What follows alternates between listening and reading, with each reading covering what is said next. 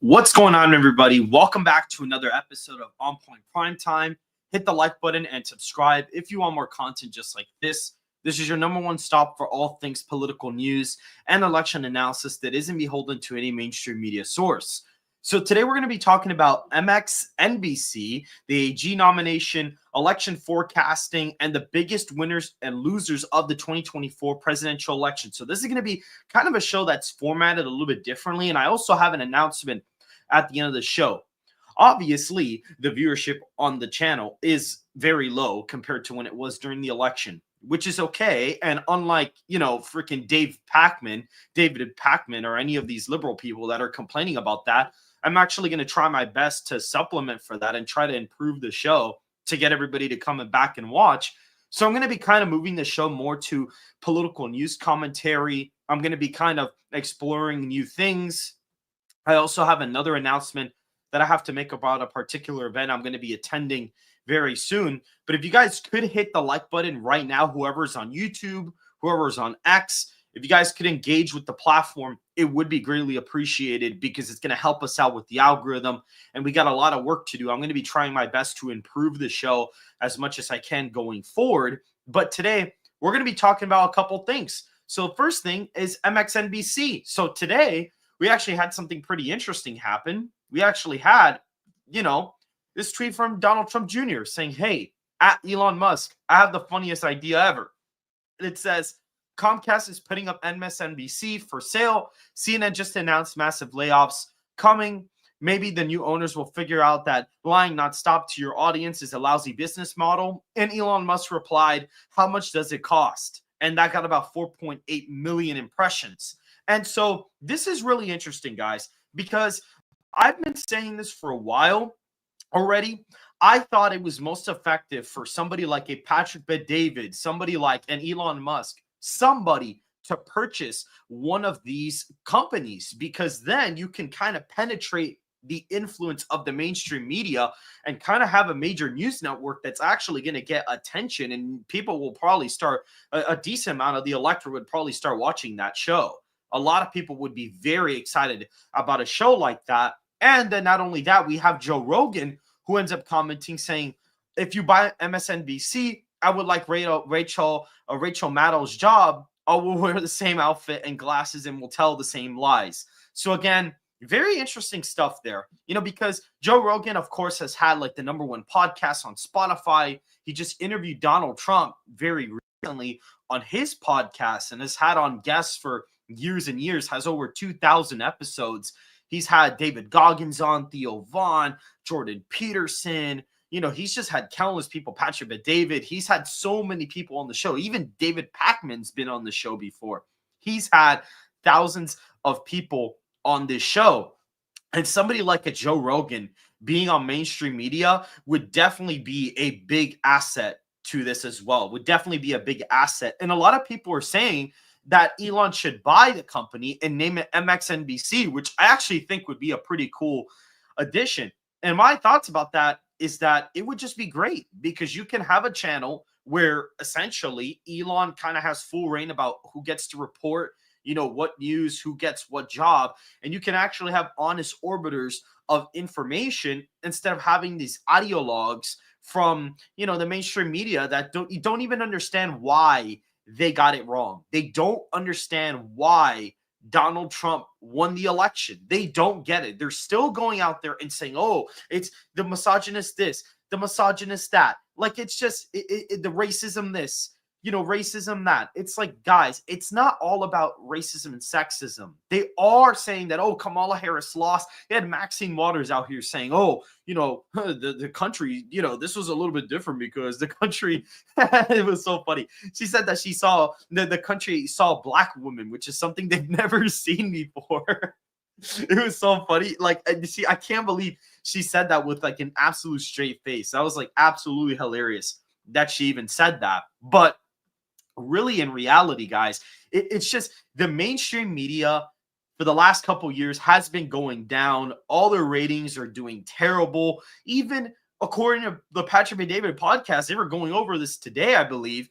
Even Hallmark beat CNN and all these media companies in viewership. They were placed like third on like cable for viewership. Like, that's absolutely insane. I want you guys to realize how insane that is. It's literally, I kid you not, Hallmark, the company that makes cards and letters, they passed all these mainstream media companies in viewership this week. It's like, how do you lose to Hallmark? How do you lose to them? And so now that MSNBC has all these freaking people like Rachel Maddow and Joe Scarborough and whoever else is on his show, when you have all these kind of people that are just kind of spewing hate all the time and really not making the show productive, now that Joe Scarborough and his co-host ended up going to Mar-a-Lago to meet with Trump, their only loyal base is now mad at them for going there. And they didn't go there because of unification. They went there because they have to save their brand. They had to salvage any kind of viewership they possibly could. And instead, they ended up pissing off their own viewers, because you even saw Rosie O'Donnell, which is like probably their only viewer on the planet, go on a freaking tirade about them. And so, yeah, it's very interesting to see this kind of development. I would be super thrilled if any one of these people, whether it be Donald Trump Jr., whether it be Elon Musk, whether it be a Patrick Bet-David, buy out one of these mainstream media companies. I definitely think it would be very, very interesting to see something like this unfold. Now, the next topic we're going to be going over is actually some of the picks, some of the picks from the administration. We see right here the CDC pick. Donald Trump selects former Congressman Dave Weldon as the CDC director. He says all Americans have lost trust in the CDC and our federal health authorities, who have engaged in censorship, data manipulation, and misinformation. And we see there that that is the pick for the CDC director. The FDA commission pick is none other than Marty Markey. I believe that's the name. Trump says that Markey will work with RFK to investigate harmful chemicals poisoning the food supply and to address the chronic disease epidemic. We have the housing urban development pick. We see Scott Turner, which is an NFL veteran. Turner was in Trump's first administration and played a large role in the Opportunity Zones effort. We see counterterrorism pick is actually going to be Sebastian Gorka. So that's a very interesting pick. Since 2015, Dr. Gorka has been a tireless advocate for the America First agenda and MAGA movement, serving previously as a strategist to the president in the first Trump administration. We see U.S. Surgeon General pick is Dr. Janet, and I don't know how to pronounce that last name.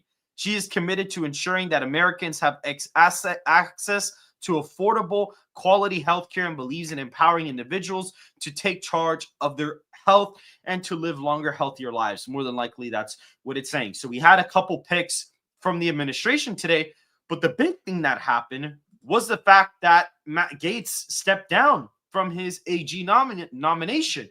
It seems to me like John Curtis, Mitch McConnell, Lisa Murkowski, and Susan Collins are the four senators who wouldn't have approved him, who would have had him fall short in the Senate by like literally one vote. It would have been, it's kind of embarrassing, to be honest. And we see here the statement from Matt Gaetz. I had excellent meetings with senators yesterday. I appreciate their thoughtful feedback and the incredible support of so many. While the momentum was strong, it is clear that my confirmation was unfairly becoming a distraction to the critical work of the Trump-Vance transition. There is no time to waste on a needlessly protracted Washington scuffle. Thus, I will be withdrawing my name from consideration to serve as Attorney General. Trump's DOJ must be in place and ready on day one. I remain fully committed to see that Donald J. Trump is the most successful president in history. I will forever be honored that President Trump nominated me to lead the Department of Justice, and I'm certain he will save America. So that is the next thing that was said. And Donald Trump about Gaetz said this: I greatly appreciate the recent effort of Matt Gaetz in seeking approval to be Attorney General. He was doing very well, but at the same time did not want to be a distraction for the administration, for which he has much respect for. Matt has a wonderful future, and I will be looking forward to watching all of the great things he'll do. So this is basically what was said about Matt Gaetz. Now, the new nominee is Pam Bondi, who was the former Attorney General of the state of Florida and is pretty much a loyalist to Trump at this point in time. She's practically a loyalist to the former president, which is very, very good news. Now, some people are a little bit skeptical because it seems like she may be a little bit pro-Israel. She may be, to an extent, she may also be, it seems like she did campaign for Jeb Bush back in, the 2015 campaign or 2016, but Matt Gaetz also did. And so it's like, okay, well, if you're going to hold her to that standard, then you kind of have to hold Matt Gaetz accountable. And really, Pam Bondi has stuck around for Trump for quite some time. And from what I've heard, she's actually a pretty decent pick. Now, we're going to keep going here. We're going to actually see this. Alan Lichtman is very, very interesting. I mean, he lost the ball in this one, guys. He really just completely fumbled this election cycle. He's the professor with the 13 keys, and he just completely dropped the ball. He developed a 13 key system, which allows him to predict true and false, questions based on the presidency to test the strength of the incumbent party. But unfortunately, it's just not working out for Alan at all. We're actually going to play this clip courtesy of the Patrick Bet-David podcast. We're going to go ahead and play this clip of Alan Lichtman. We're going to go ahead and take a little bit of a break and actually watch this. Don't blame the voters. I think, look, we could get into this discussion, but one, I think you're blaming the voters. I think that's a terrible idea. Look, I debated Professor Lichtman before. I told him his theories about the keys were absurd. I was right. He was wrong. I said he'd lose his keys. No, you were not right, and I was not wrong. And that's a cheap shot, and I won't stand for it. Well, who won, brother? You should not be taking cheap shots at me. Who won? You want to make your point, live in a total world of denial. I read your own followers' comments, and they all trashed you, every one of them, and supported me. Yeah, so right. With your personal attacks. Come find out again. Make whatever point you want. Don't make it personal. You don't know anything. You don't know anything. You attacked me personally. You're so deluded. Right. I've only been a professor for 51 years. On this program, I've never been able to finish a thought. How many books have you published? No, because you're personally attacking me again. Say whatever you want, but I'm not going to stand for brother, personal you got it wrong. Say you were whatever you want. preposterously and stupidly wrong. So, okay, all right. Can I just finish a goddamn thought ever on this show? No, not if you're personally. I admitted I was wrong. Democrats. I don't need you to call me stupid. Okay. Can I just say, it's great to see you Democrats all getting along so well. I love that line. It's lovely to see a post-election harmony as you all come together again. Hey, Alan, right now. Hey, Alan, you deserve a tall glass of shut-up juice. So can you just shut up for a second and let someone who knows what they're doing shut the hell up. So unified right now. You want, I will not sit here and stand for personal attacks for blasphemy against me. So, yeah, that's the clip of Alan Lichtman absolutely just getting destroyed by Cenk Uygur out of all people. Like, imagine, guys, Cenk Uygur is obviously a leftist podcaster.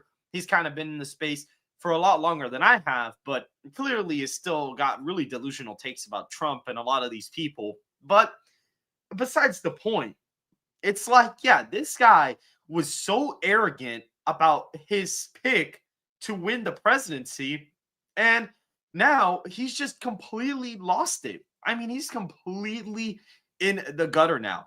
His whole reputation's ruined. If he decides to predict again, it's either going to be two things. A, he's going to just pick the Democrat, and everybody's going to be like, oh, well, of course you're going to pick the Democrat. You're a Democrat.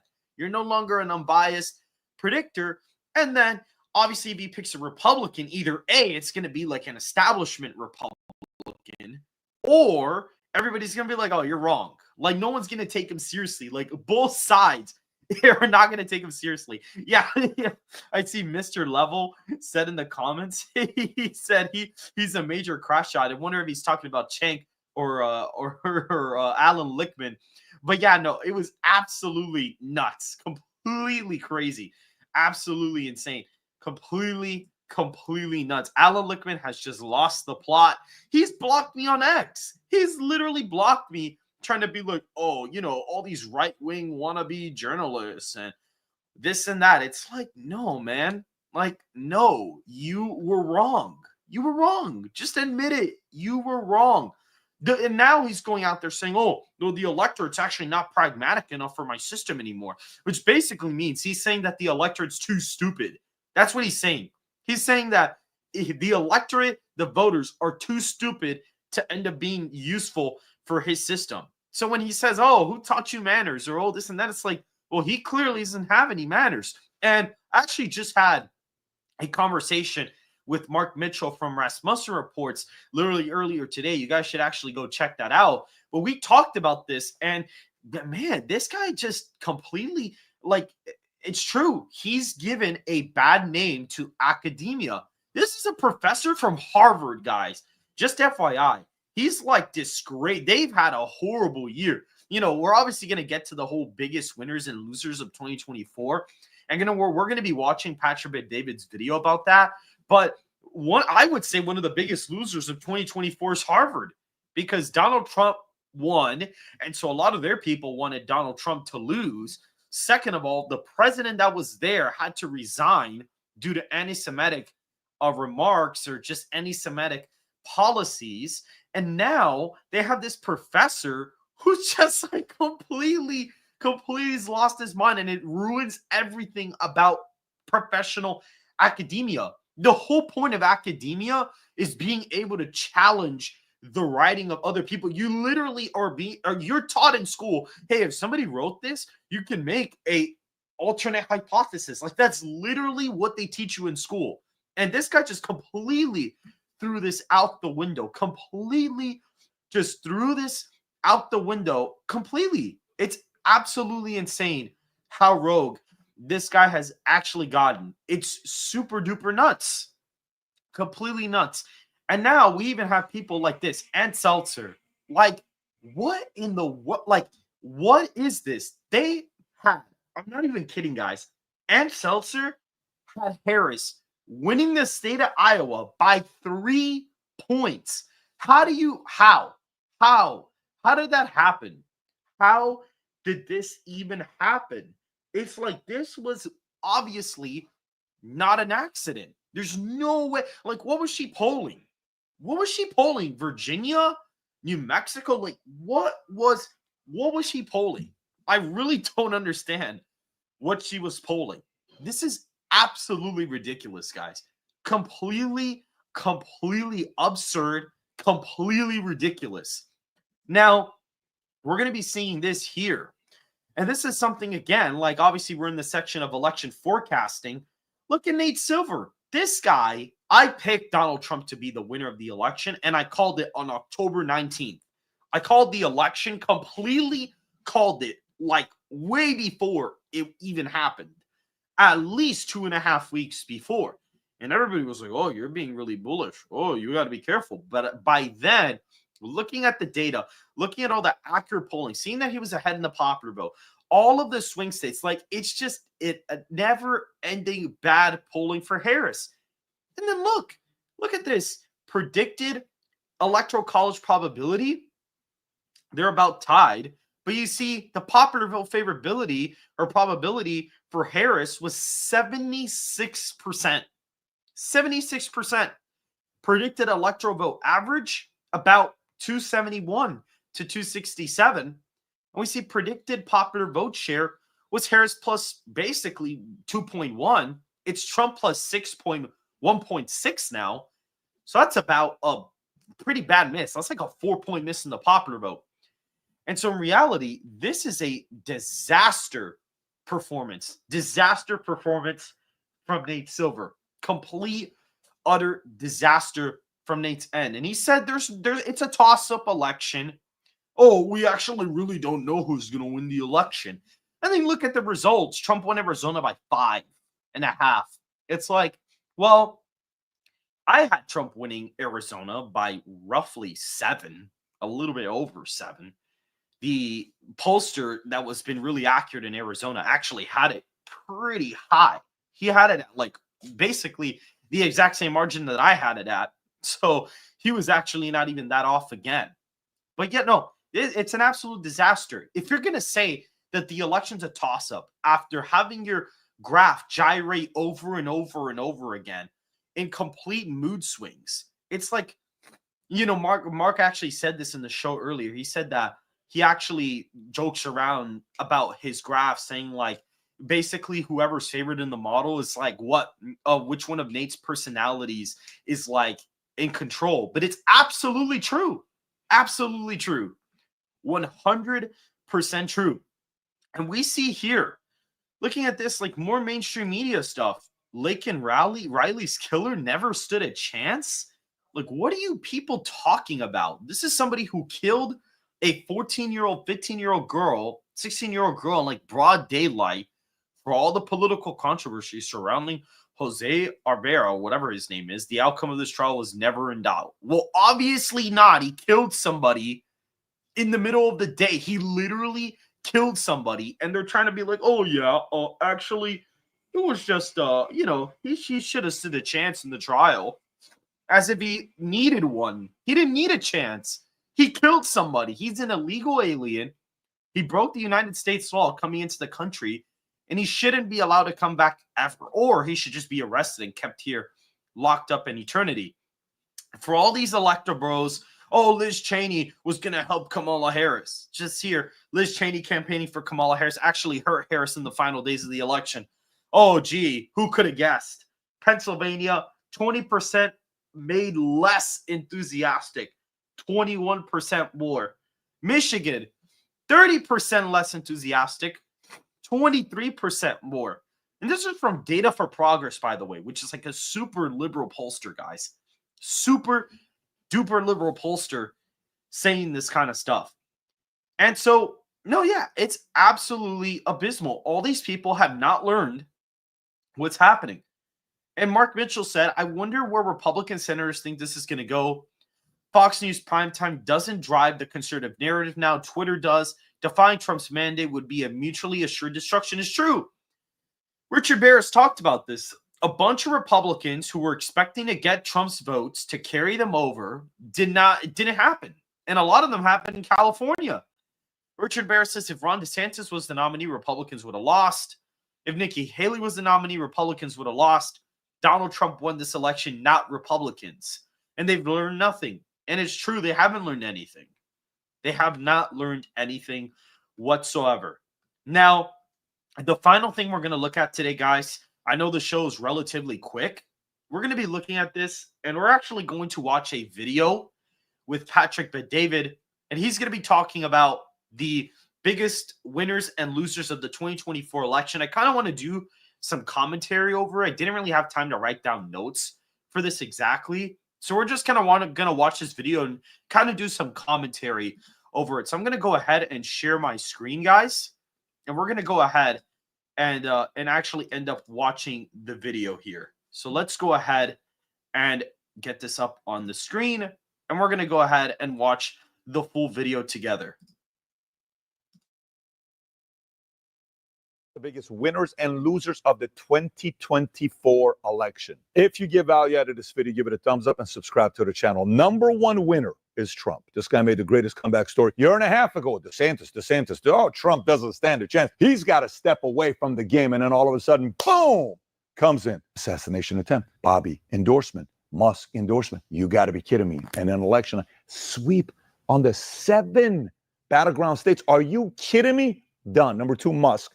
First week after Trump becomes president, net worth goes up roughly $40 to $50 billion.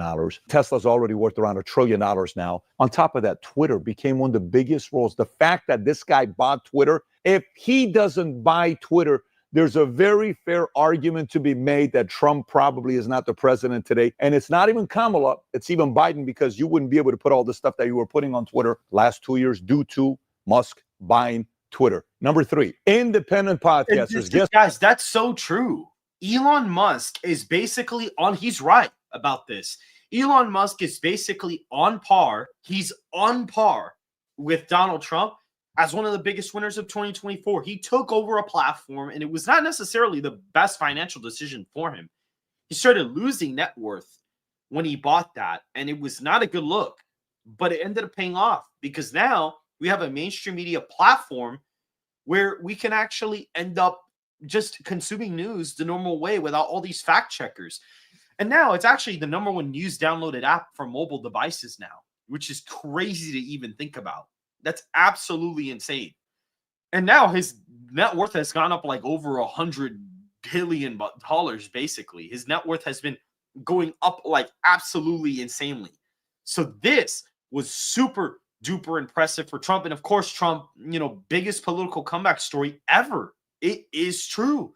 Absolutely is true. This guy has been indicted, survived 2 assassination attempts, January 6th, 2 impeachments. He lost the election in 2020, and he still won all the swing states and the popular vote. Like, all these people trying to be like, oh, yeah, you see Trump +2, but Obama +8. Oh, actually, Obama won bigger.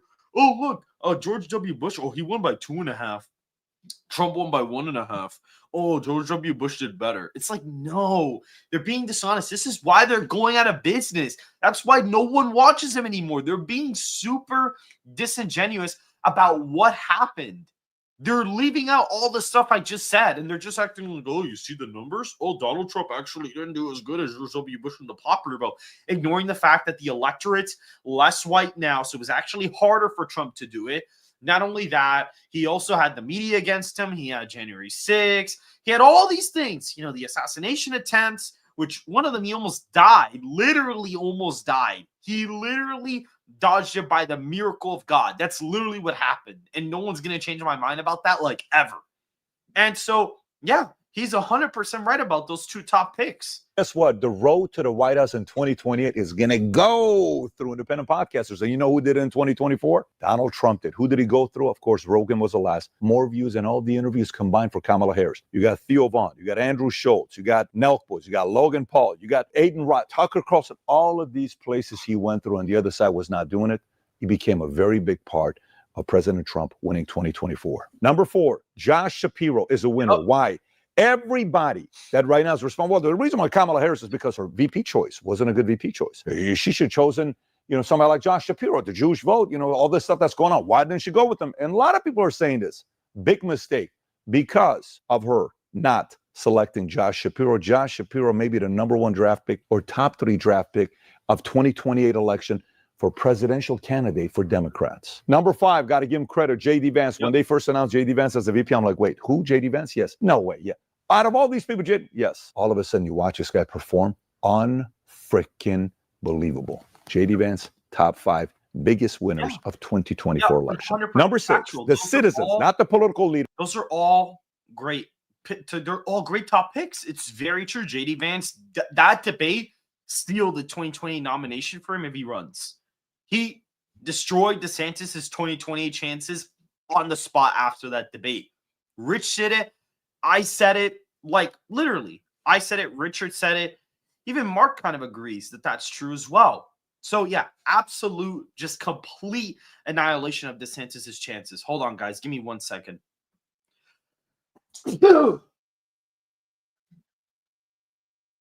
Oh. I forgot to mute, guys.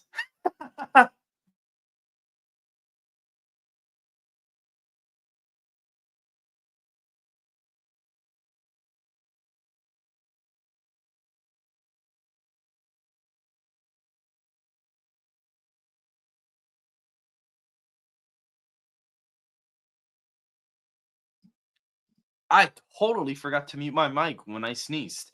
Oh well, that's okay. When I repost these clips, I will be editing that out.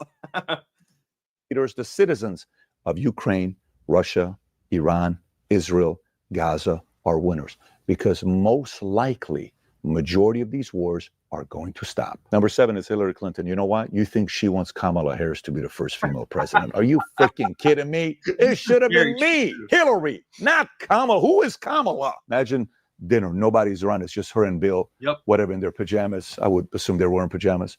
I don't want to visualize, but come back to me. Whatever they're doing. Can you imagine? Can you imagine if who is she? Hierarchy for real says, thoughts on Kash Patel for FBI and Don Bongino as for Secret Service Director. I think those are great picks. I think they're great. I've seen a little bit from Cash. Seems pretty solid. And Dan Bongino for Secret Service is phenomenal. They need big reform. And Don Bongino has really been a big fan of Donald Trump. Seems like really wants to protect Donald Trump. And he was a Secret Service agent. Like they're acting like all these picks are unqualified. Like they're acting like RFK is unqualified to run the health department when they literally have a transgender dude. They literally have a man that thinks he's a woman running the health department. Like, who are these people? Like, they're sick in the head. I'm being serious. They're sick in the head. How in the world are you in the right mind gonna say that RFK is not qualified when he's had, I don't care if he's pro-abortion, I don't care. He is experienced in terms of food and health. He's experienced. The guy's 78 years old and or 74, 73, and he's ripped. He's jacked. And yes, he may be on TRT. Who knows? He's more jacked than me. The guy is obviously an expert on food and health. Clearly, he's in better shape than me and most people my age. And so, yes, he is more qualified than whoever we have right now. How in the world, in your right mind, you're going to select a man who thinks he's a woman to run the health department? Like, unbelievable. Absolutely. Like, the hypocrisy from these guys is absolutely crazy, man. It's just absolutely insane. Look at the way she answers. Over me, Bill. Over me, Bill. I should have been it. I'm glad she didn't win. I am so sorry here, Kamala. We voted for you. These people are ridiculous. I feel like they did the same thing they did to you that they did in 2016 to me, and we should have won. Girl, I got your back. Thank God she didn't win. That's kind of how I visualize happening totally with Bill Clinton. Hey, you may or may not agree. I don't know. I just don't know if Joe Biden voted for Kamala Harris. And matter of fact, even when Jill Biden voted, she came out. You know, when Democrats typically vote, what do they wear? They wear blue. Why would Jill Biden come out in a red dress? You know what happened today? Today we had Chris Cuomo on. And Chris Cuomo, I said, Chris, I know you didn't vote for Kamala for president. And I know you didn't vote for Trump for president. Who'd you vote for? He didn't want to answer. Well, I'll tell you for the first time who I voted for. Who'd you vote for? He said, I voted for Andrew Cuomo. I said, you didn't vote for him? No. And then he shows it to me. Andrew Cuomo. You think Biden's voted for Kamala? So part of me thinks they did not. And there's No, I don't think so either. Have you guys seen the clip of Biden with Trump in the White House? Biden has never been happier. Jill and Biden were cracking the biggest smiles I've ever seen out of them for years, standing right next to Hitler. I mean, like, man, Scott Jennings said the same thing on CNN. Hitler's been getting endless meetings with Joe Biden and Jill Biden, getting meetings with all these people. Joe Scarborough, I believe that's how you pronounce his name. And all these people have been having meetings with Hitler, the literal Hitler. They've been having meetings with him. It's like, it's so ridiculous that they were trying to call this guy Hitler, and now they're trying to be all buddies with him. And then they want people to actually take them serious when they say stuff like this. It's like your actions are not proving what you're saying. If you're going to say something, at least stick to it. You're literally, everybody's having, Hitler's gotten so many meeting requests. I'm so surprised. Part of me that Biden texted Obama saying, I told you should have kept me in. I told you so.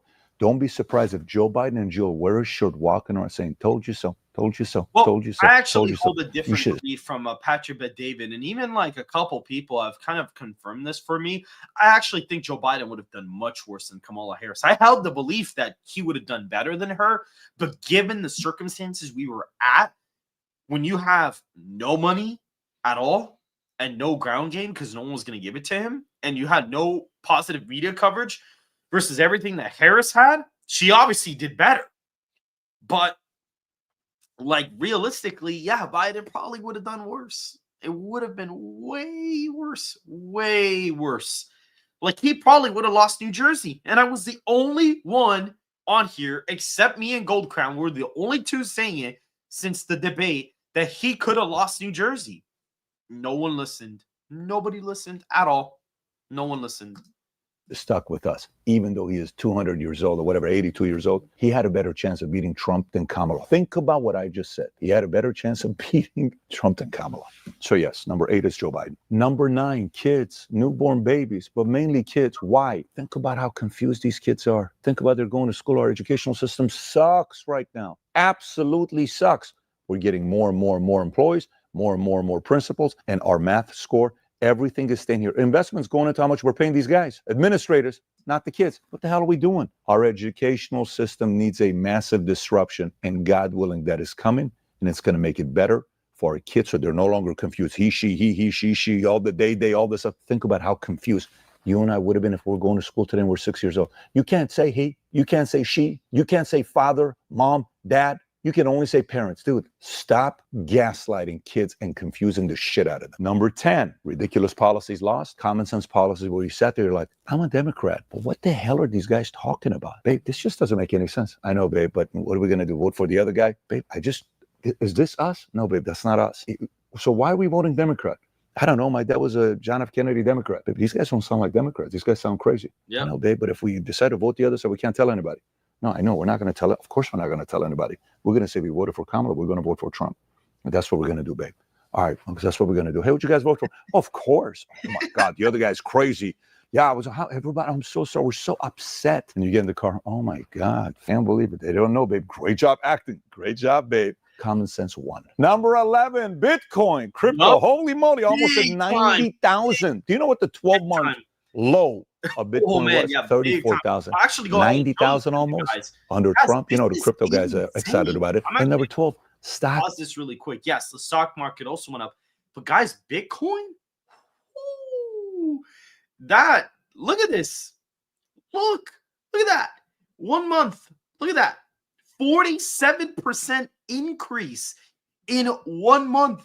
And look at it. Look. 67, 70.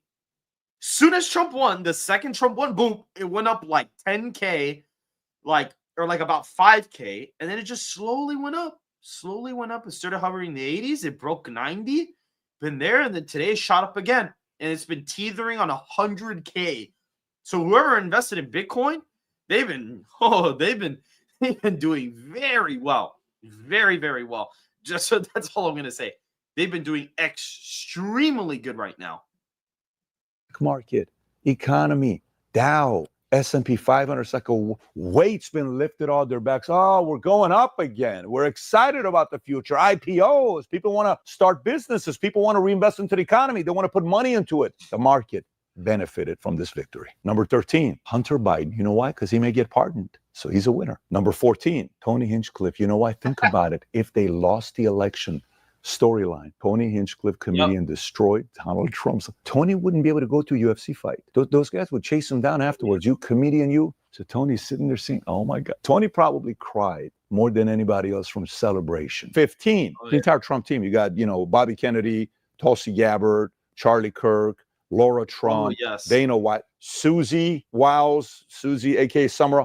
The entire team did an incredible job. And last but not least, you are a winner. How's it feel? Now you can go the next 4 years and light it up, not have to worry about your kids being confused when they're going different places. Now you don't have to worry about worse taking place. God willing, things are going to settle down. Temperature's going to go a little bit lower. We're going to go back to winning again. Yes, you are also a winner for what just happened with the election. Before we go into the biggest losers, let me tell you who else is the biggest winner. You know who? Those who love to say Merry Christmas. Because Kamala told us, why would you say Merry Christmas? Say Happy Holidays. If you are comfortable saying Merry Christmas, you know what we decided to do? We decided to be a little bit bold this Christmas season. And we're selling. I'm actually planning on getting this merch myself. I was actually heavily considering getting this merch, but we're going to go ahead and skip it for the sake of time, guys. For you, for your family, for your loved ones.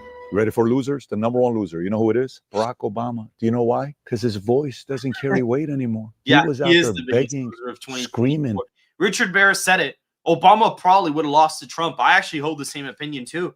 I think Donald Trump probably would have narrowly beat him, maybe beat him. But you guys got to remember, college-educated whites don't like Obama. Like, people think that Obama's like this invincible guy, but like he's really not. Like, college-educated voters do not like Obama. They just don't like him. They don't. Credentialed white voters from bachelor's degree and plus, they don't like Barack Obama. They don't like him. That's why he lost Arizona and Georgia by like these huge margins. That's the reason why he lost them by so much. But now he went out there and said, all right, boy, come on. We got to go. We got to get these votes for Kamala Harris. All right, boy, you better listen to me. And he like didn't help at all. It actually made it worse. He got the worst backlash on social media. It was a freaking disaster. It was horrible.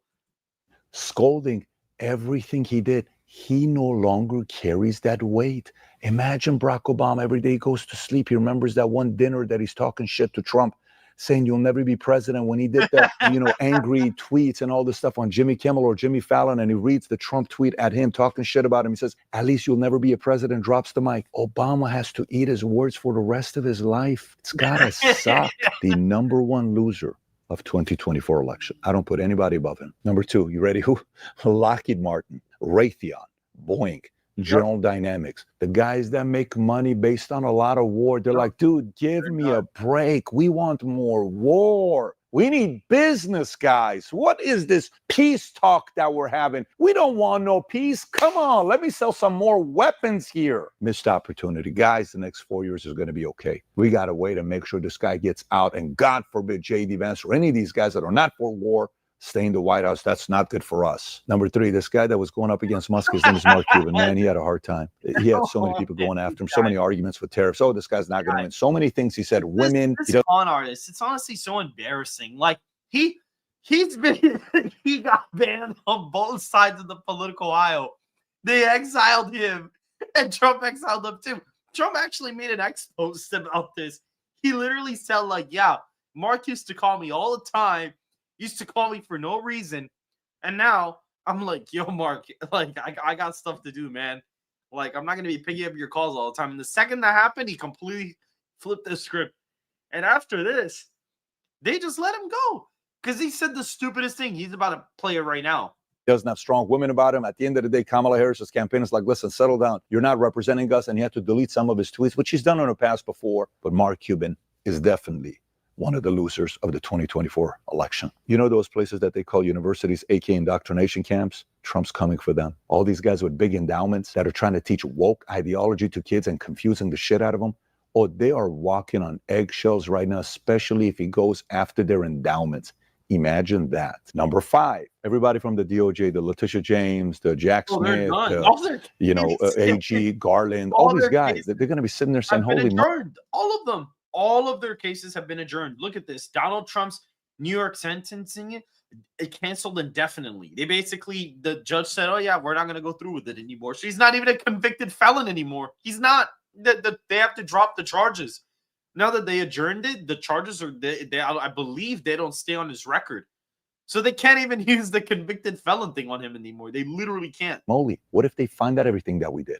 What if they do a DOJ files, FBI files, CIA files? What if they find out everything that we were doing to destroy this guy's life? What if they find out all this stuff was fraud? Oh my God, what are we going to be doing? They're not happy about it right now. Number six is mainstream media that bought into the narrative. Oh my God, think about the level of credibility they lost. Imagine how much they hate Twitter. Imagine how much they hate independent podcasters. Can you imagine? Like, these guys are horrible. Shut these mofos down, but they can't. And podcasters are not going away. Nope. So that's a nightmare for these guys. Number seven. Ooh, Zelensky is not happy. He is not happy with this. He's a loser. Man, I love that meme, the hello, Biden. It's Zelensky. You guys seen that? It's like a weird, like a really badly edited video. And it's like, hello, Biden. My name is, it's Zelensky. I need $60 billion for Ukraine. I love that meme. It's hilarious. He's not happy because there's no more coming and getting that money and knocking on the door. There was even this image when him and Trump are right next to each other. He's standing like this. Next to Biden, he stands like this. Next to Kamala, he stands like this. Next to Trump, stands like this because he knows he can't go big for more money. He's like, we're going to figure this thing out. Yeah, hopefully we can figure something out together. He doesn't look too happy. Don't know why. I have some speculation, but he doesn't look happy. He looks like he's one of the losers of the 2024 election. 8, political leaders of Ukraine, Iran, Hamas, China, any of these guys, Mexico. It's either this is over with, you ain't going to be playing around, or it's tariffs. One of the two is coming your way. Number 9, left-leaning ideas. They got destroyed. The American people are sitting there saying, you just don't make any sense. What are you doing? I'm not interested in what you have to say. Left-leaning ideas got exposed, not by a little bit, by a lot of it. I mean, we're talking, they said, this guy's going to lose all 7, and he wins all 7. He's not going to win the popular. He won the popular and the House and the Senate. The American people are sick of the bullying that took place during kind of leaves out is that, they're very narrow margins in the House, and the Senate should have been bigger. But that's for another day. Pandemic and COVID. And they're just saying, we gave you a shot with these ideas, but they don't work. You confuse the hell out of us. You pinned us against our families, and we're done with it. If you got value added. And that's pretty much it, guys. So that's the whole video about, the biggest winners and losers of the 2024 presidential election. But guys, that's it for this stream today. Thought the show went pretty well today. So guys, make sure to hit the like button and to subscribe if you want more content just like this. But before you guys go, I have an announcement. I just joined. We're going to pull it up here. I have now created an account on Rumble. So now, whenever I live stream or whenever I post videos, I'm going to be posting them on Rumble. If you're on YouTube, you guys should hit the like button. So go ahead and do that so that the algorithm picks this up. I'm going to be reposting clips from the stream. But I also have the Rumble page, and I'm going to start using the True Social account as well. So this Rumble account, I'm going to be live streaming on it. It's already running in the background right now. I just didn't say nothing.